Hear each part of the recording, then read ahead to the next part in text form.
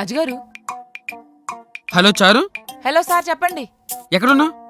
నేనా juice shop దగ్గర juice తాగుతూ జ్యూస్ షాప్ ఎలా పెట్టాలా అని ఆలోచిస్తున్నా. ఈ మధ్యన బిజినెస్ ఉమెన్ అయిపోయాగా. సరేగానే అర్జెంట్గా ఆఫీస్కి రా. ఎందుకు సార్?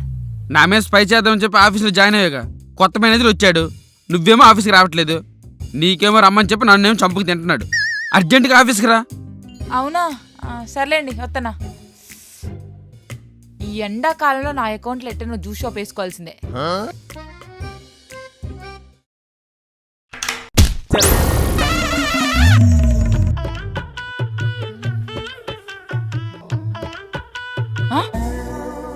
రాజుగారు, చారు వచ్చావా? నేనేదో సెటిల్మెంట్ చేసుకుని కొంచెం వెళ్ళిపోదామని వస్తే ఈలేం సార్ ఏదో కంపెనీ బాండ్ అని చేతిలో చీపిరి పెట్టి పంపించారు. కార్పొరేట్ కంపెనీస్ అలాగే ఉంటాయి చారు. అయితే సచ్చినట్టు పనిచేస్తూనే ఉండాలా? చచ్చిపోయిన కూడా పని చేయాలి. అందుకే గుర్రం పని గుర్రం చేయాలి, గాడి పని గాడి చేయాలి. ఇప్పుడేంది, నన్ను గాడిదంటున్నారా? ఏ గుర్రం అనుకోవచ్చుగా. అబ్బా ఏదోట్లేండి. సరేగాని ఇంతకీ నీ కూరగాయల షాప్ ఎంతవరకు వచ్చింది? దానికి నా అసిస్టెంట్ ఉన్నాడుగా. అసిస్టెంటా? పని మనుషులకే పని మనిషా? ఓ గాడ్, సమాజంలో ఏం జరుగుతుంది? ఇంతకీ ఆ మేనేజర్ గాడేడి? గాడుగడు కాదు, అడి గాడిదే. ఎక్కడో ఎక్కడ అబ్బా కరెక్ట్ సార్లు ఇచ్చే టైంకే పోయిండే. ఇప్పుడు నేను ఈఎంఐలు ఎట్లా కట్టాలనే? పోయి నా పిల్ల బర్త్డే ఈ మంతే వచ్చిందే. అరే లేరా రే. చాలా అక్కడ ఎవరు ఏడుస్తున్నారా? ఒకసారి రా. నా ఈఎంఐలు ఎట్లా కట్టాలి? లే ఏమైందిరా? పోయాడా? కనబడతలేదా? టైం సెన్స్ లేకుండా పోయిండు సచ్చినోడు.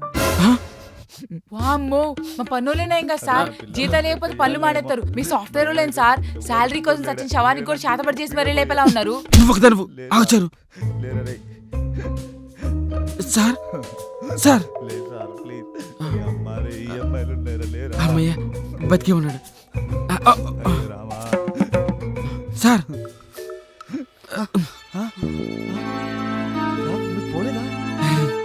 బతికే ఉన్నాడు. హ్యాపీ. ఏమైంది నాకు? సార్ మీరు పోయారనుకొని బాధపడ్డాం సార్. అబ్బా సాయిరాం, మా ఈఎంఐలకి ఎలాంటి బాధ లేదు. నా చావుకి నీ అమ్మాయికి సంబంధం ఏంట్రా?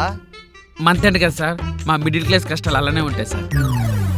అన్నట్టు మీరు ఎలా పడిపోయారు సార్? ఎండలు కదా, అందుకు కలుతూరి పడిపోయారా? సార్ మెల్లా సార్, అసలుకి నా ఈఎంఐ ఉంది. నా పాటికి నేను ఇలా డోర్ దిద్దామని వెళ్ళాను. సడన్ గా డోర్ ఓపెన్ తగిలి పడిపోయాను అంతే.